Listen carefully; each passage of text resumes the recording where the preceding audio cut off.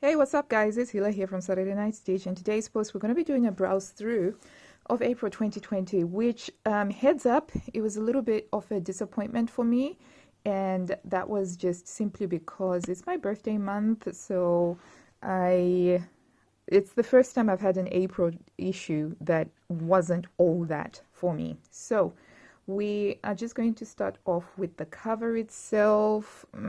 I just thought it was too much gray personally on the cover, but there weren't an awful lot of patterns that I personally like. So they are continuing on with doing this history of Burda since it's been 70 years since it was first published, and there's more articles about Anne Burda, the woman who created it, and we've got some Easter themed crafts over there, which okay, that's all right. Okay, so the first thing that they started off in this issue is a super easy pattern, and it's a simple tank top with like this twisty detail at the straps. The funny thing about this is that I once accidentally sewed a facing wrong on a sleeveless top, and then it was twisted like that. I never thought I could use it as a design detail, but clearly I should not have wasted my time undoing it, because this sort of looks nice. And then we've got a simple skirt with a center front button placket, and it's gathered. It's a dindle basically with with an opening down the front. Again, I wasn't too inspired, not even by the choice of fabric at all. And then we've got this simple dress, which is their 90s kickback dress, because this is the same dress that you'll see later on, which has got a callback to the movie Pretty Woman. So I'm not sure why that's a 2-dot dress. It looks relatively simple. It's just got the bust darts, and it doesn't look like it's got a zipper. It looks like it's a pullover sort of dress. But I might be wrong. It might be more complicated than that. But then we've got this top, which on the previews actually caught my eye, because on the line drawings, it looks like it's got some interesting detail going on. But then when I look at the picture, the actual styling picture here, I'm not happy with how the fabric kind of bags out. So you've got the pleats, the 4 pleats here, and then it's sort of voluminous. That, for me, didn't match up what I imagined it would look like based on the line drawing. So I wasn't too happy with it. This was the one that I actually got a little bit excited about because of that square armhole. And when I saw this, I immediately said to myself, oh my gosh, I'm totally making this in a linen gauze fabric for when we next go to Italy. But the whole world is in a lockdown. I have no idea when I'll be able to travel again to the Italian Lake District. And the weather here in England never really gets hot enough for long enough to justify making something gauzy like this. I might make it in a poplin or something like that. All is not lost. And then for the petite sizes, there's this mock rep front top, which I feel like this sort of style does really well. It's got some draping over here, and it's a mock rep front because this is obviously sewn together, but it looks all right. It's pretty sweet. I did not like this dress at all. Yeah, nothing about it worked for me. The fabric, the belt, yeah. This is one of Burda's favorite tops because you see this or a variation of this in every single issue. Normally I'm okay with it when they've got a nice fabric and I'm just inspired by the fabric, because I'm a fabric junkie. I'll confess to that. So if it's got nice fabric, I can pretty much get on board with just about any style line. But fabric has to be nice. And then we've got some simple shorts here that have got a deep front pleat. Again, I wasn't too impressed by that. I did like the shoes though. I thought that the shoes were super, super cute. Now this pinafore dress, this jump dress, I like the back because the back has got that deep V-neck, and it is the feature on the other black dress that you will see, except for this one's got a pencil skirt. My biggest issue with this is that square neckline. I've been burnt by square necklines before. I think it's because I've got super broad shoulders, and square necklines, they just don't really seem to look that good on me. So yeah, which is a bit of a shame, but I really like the back, the deep v-neck at the back. This is the featured lesson. If you're new to sewing with Burda, these are the lessons that are generally good to go for, because when it comes to tracing out the pattern on the pattern sheet, it's shaded out for you, so it's a lot easier for you to see the lines. Okay, so then we've got the Viva la Diva section, where it's calling back to famous Hollywood films. So this is from Pretty Woman, and it's that dress that Julia Roberts wore.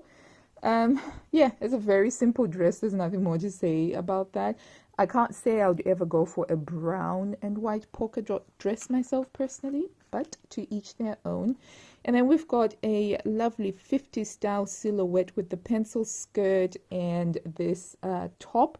So the fabric on this version seems to work a little bit better. I suppose it doesn't have as much drape as the previous one, because it isn't puffing out as much here. I think that the back, beautiful, absolutely beautiful, but I don't like the way that the dots have been done. So they haven't been sewn all the way up to the top. They're giving a lot of volume here. I'm not quite a big fan of that. So there it is, a similar style being worn by Grace Kelly in the 1950s. And then we've got an Audrey Hepburn-esque. This is why this style doesn't suit me. So Audrey Hepburn is quite famous for having been quite petite. I'm not petite at all. And yeah, so that's probably why square necklines don't do really well on me. But I love that back neckline. It's very similar to my Murphy 3171 dress. Love that back neckline. I have to say, though, styling wise, Burda, this is don't know. There's something off about these proportions, and the ballet pumps. Heels would have probably worked better, or slightly shorter, but that may just be me. And then we have this, she kind of reminds me of Cara Delevingne. It's houndstooth, kind of like a black and white check suit. I'm in two minds about this. I can't, this is a whelming thing. I wasn't overwhelmed and I wasn't underwhelmed. I was just whelmed.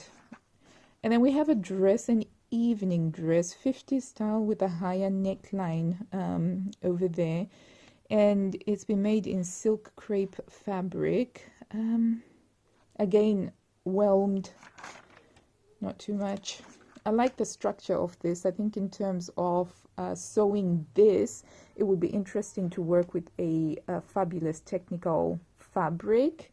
You could have a lot of fun with this, and it's also got a minimalistic modern vibe to it, even though it's from the 1950s.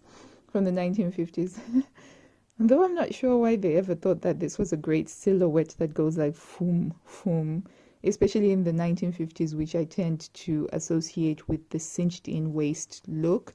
But yeah, I think that this was a great choice of fabric to go with that retronym look. And then this is the mini me, where they've gone for things that you can make for your kids as well. And I like that, because I got kids and all of them want me to make stuff for them, but I'm not sure that this is the sort of thing that I would make. Yeah, it doesn't look very comfortable, if I had to be perfectly honest. We've got that skirt again, slightly shorter this time, in a mustard linen mix fabric. It's all right. It doesn't get me excited. I thought that this one was really cute, though. The girls' dress. It's almost like a trapeze sweater dress, because it does flare out, and you can see that it's much wider at the hem than up at the top. That's pretty cool.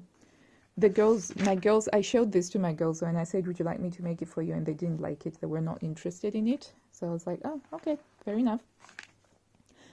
A sweater shirt with just a little bit of an interesting detail here. A triangular open bit. I think you could have fun with this just by putting in a pop of color, or using a scrap of some really nice fabric that's been left over and you can just pop it on there. That would be quite fun, actually. And then you have these really very baggy, loose feet, no fit at all. So I'm not overly enthused by this look at all. And they've used Rami. Rami is a lovely fabric to work with, so I've heard. And then there's that top again. This time it's in grey, and you can see clearly the twisty detail that they've done on there. Oversized boiler suit. Again, I'm not too much of a big fan of it, and the colors that they have used. There's the boiler suit again. It, like I say, this was quite a disappointing issue for me. The top looks okay in a, I think this is, they've used like a cotton sateen on here. And the gathers, it doesn't seem to be working that well with the gathers, I gotta say. So I wasn't, again, wowed once I saw it. Like, I definitely think that it probably works better with a gauze. And then we've got a special on using bamboo things. And then there's the culottes. I didn't think of them as culottes. I didn't think that they were long enough to be culottes. But again, they're a featured sewing pattern. You've got some ideas for how to style your clothes. It's a banging blazer. It's probably because it's pink. That's why I like it. Something to do with mandarin. And then the must-have pattern is a striped top. Now, initially I was a little bit gaga about this, but then when I analyzed the style lines, I realized that it is very similar to another top that I made from Burda 2018, and the style lines are just about the same, except for you've added ruching on it, on the side seam, but it was literally just like that. And I thought, okay, well played, Burda. That's a great way of repurposing the content, but I kind of feel like this isn't adding anything new to my wardrobe. I would just rather use that older pattern and just use a stripy fabric on it, and that will create enough interest. But yeah. And then we've got a super easy cardigan, which I've seen this so many times now. I'm losing track. And then you've got the tunic. Again, I've seen this so many times before. This simple top changed up with flatter sleeves. And then we've got the skirt again, and it's a maxi. Lovely fabric, though. I like this fabric. And then we've got this top again, which I feel like I've seen these before. This jacket, I thought it was quite cute, but I also noticed, I kept on thinking, why was it familiar? And then I realized that it's very similar to some shorts from, I think it was Burda March 2018. I'll just put them on there so that you can see. And they've got literally almost the exact same fabric and the exact same rickrack trim. So I was like, I wonder if this was left over from when they prepared that issue and they've used it for this one. So there's that cardigan again, which we've seen so many times before, but this time it's just been lengthened with a different fabric. A big circular bag, which could be fun. I might start sewing bags in my time of creative confinement. So this was it with Burda April 2020, not 2018, 2020. I gotta say, I wasn't impressed. I wasn't excited. There wasn't anything that I thought, oh my gosh, I have to make this. I would love to make this. So I don't know, and I don't even have the energy to try and force myself to do something. So last year, when I did come across a situation where there was a magazine that didn't have anything that I liked, I made myself pick something, but I can't even bring myself to do that right now because I'm homeschooling my kids. I have very little sewing time, and so I just don't feel like forcing myself. So I think that this is just going to have to go onto the onto the dud pile for now, and maybe in a few months when I come back and look at it, it might inspire more from me. How about you? I would love to hear what your thoughts are on April 2020 Burda. Is it a yay or a nay for you? Let me know in the comments down below, and I hope that you've enjoyed this video. If you did, do give it a big thumbs up down below. If you haven't already, do subscribe. I put out new sewing related content every single week. And until I see you next time, happy sewing. Bye.